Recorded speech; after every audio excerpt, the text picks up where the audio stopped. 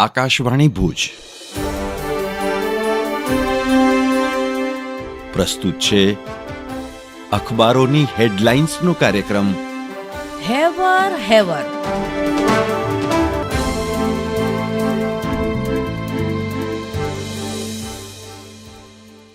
નમસ્કાર, હું મનોજ સોની. કચ્છ મિત્રના છેલ્લા પાને સમાચાર છે કે અગન વર્ષાથી કચ્છ આકુડ વ્યાકુડ. 3 દિવસ યલો એલર્ટ. 41.4 ડિગ્રીએ ભુજમાં તાપની આકરી આણ. રાત્રિના ઉકળાટે સર્જી અકળામણ.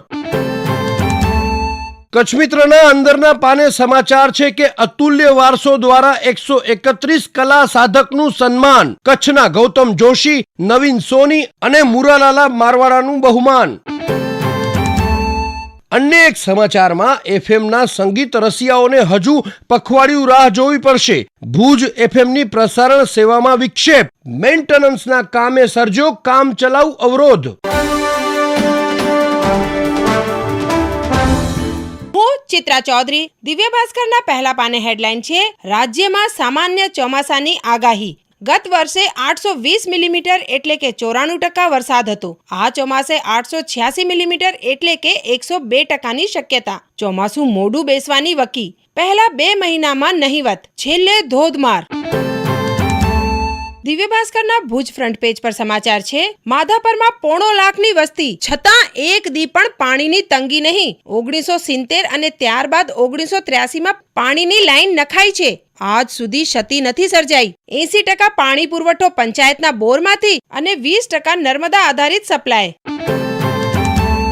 દિવ્ય ભાસ્કરના ધર્મ, સમાજ અને સંસ્થાના પેજ પર સમાચાર છે, અશિક્ષિત સમાજને શિક્ષણની જ્યોતથી પ્રજ્વલિત કરનારા કચ્છના સંત ધનજી બાપુ માનવીય મૂલ્યોના બીજારોપણ કરવામાં જીવન વ્યતીત કરી લોકોને સાદગીથી રહેતા શીખવ્યું. કન્યા કેળવણી હેતુ દીકરીઓને જાતે શાળાએ લઈ જતા.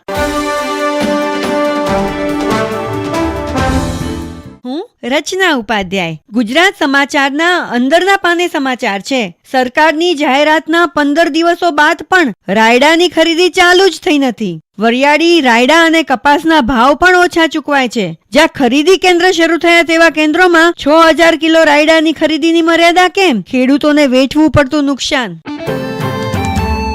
ગુજરાત સમાચારના છેલ્લા પાને સમાચાર છે, કુકમાંથી ભુજિયાના ટાંકા સુધી પાણી પહોંચ્યું તોય અડધું ભુજ તરસ્યું. અઠવાડિયાથી અંધાધૂંધી. પાલિકાની જૂની લાઈનમાં વાલ બેસાડી પાણી શરૂ કરવાની મથામણ. પાણીનું દબાણ ઓછું અને મોટાભાગના ટાંકાઓ ખાલી હોવાથી ભરાતા વાર લાગે છે, એટલે હજુ ટેન્કરો દોડાવાશે. વધારાના 20 ટેન્કરો દોડાવાયા. પરિસ્થિતિ થાળે પડતા હજુ 2 દિવસ લાગશે.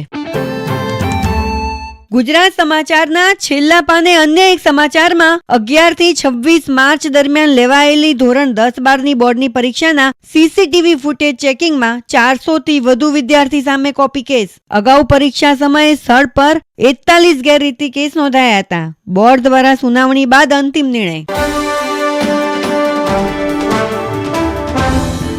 હું કેવિન સોની. સંદેશના અંદરના પાને સમાચાર છે, ભુજ સહિતના સમગ્ર કચ્છ જિલ્લામાં આજે દરિયાલાલ જયંતિની ઉમંગભેર ઉજવણી. જલયાત્રા, રવાડી, સમૂહ પ્રસાદ, તલવાર રાસ, સંગીત સંધ્યા સહિતના કાર્યક્રમો.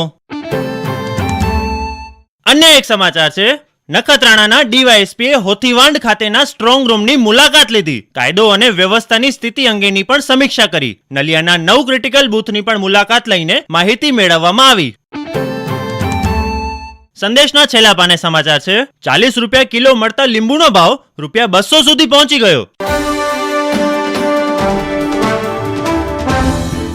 હું જીતેન્દ્ર બગ્ગા. ન્યૂઝ 18 ગુજરાતીના સમાચાર. લખનઉ સુપર જાયન્ટ્સને મોટો ફટકો પડ્યો. આઈપીએલ 2024માં 156 કિલોમીટર પ્રતિ કલાકની ઝડપે બોલ ફેંકનાર મયંક યાદવ ઈજાગ્રસ્ત. આઈપીએલ 2024નો રોમાંચ જ્યારે વધી રહ્યો છે, ક્રિકેટ પ્રેમીઓની આઈપીએલના કોઈ પણ સમાચાર પર નજર અચૂક રહે છે. હેવરમાં આજે વાત કરશું એક એવા યુવા ક્રિકેટરની જે પોતાની ઝડપી બોલિંગથી ચર્ચામાં છે. મયંક યાદવ, લખનઉ સુપર જાયન્ટ્સનો આ ખેલાડી જેણે પંજાબ કિંગ્સ સામે રમીને તેની આઈપીએલ કારકિર્દીની શરૂઆત કરી હતી. તે પોતાની ઝડપને કારણે રાતોરાત લાઇમલાઇટમાં આવી ગયો હતો. મયંકે પોતાનો જ ફાસ્ટેસ્ટ બોલનો રેકોર્ડ તોડ્યો. આરસીબી સામે તેણે 156.7 કિલોમીટર પ્રતિ કલાકની ઝડપે બોલ ફેંક્યો હતો. જે આઈપીએલ 2024નો સૌથી ઝડપી બોલ સાબિત થયો. પણ કહેવાય છે ને કે ફાસ્ટ બોલર ઈજાગ્રસ્ત ન હોય એવું કેમ બને? ગુજરાત ટાઇટન્સ સામે એક ઓવર ફેંકીને મયંક યાદવ મેદાનની બહાર જતો રહ્યો હતો. 21 વર્ષનો આ ઝડપી બોલર ફરીથી બોલિંગ કરવા માટે બહાર આવી શક્યો નહીં.